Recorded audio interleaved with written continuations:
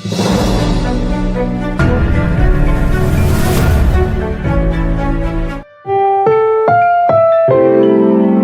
programang ito ay rated SPG. Striktong patnubay at gabay ng magulang ang kailangan. Maaaring may masiselang tema, lengguwahe, karahasan, sexual, horror o droga na hindi angkop sa Welcome back mga ka-Episode Plus at narito mga dapat nating abangan dito nga lang sa abot kamay na pangarap kung saan tinawagan nga nito ni Doc Benitez itong si Zoe at binabalaan na nga siya natigilan na nga ang pakikipagsabuatan dito nga sa mami nga niya dahil natatakot siya na mabisto nga siya nito nila Doc Tanyag at kapag nga nagising na nga raw itong si Lolo Pepe ay posibilidad na ituro nga siya na isang suspect kaya naman nang sinabi nga nito ni Zoe ay alam naman na nga niya ang kanyang kapalaran at hindi na nga rin niya alam ang gagawin nga rin niya kaya may humihingi siya ng tulong dito nga kay Doc Benitez na pagtakpan na nga lang siya. Sa kabilang banda naman nga ay isasagawa na nga nito nila Justine at ni Eric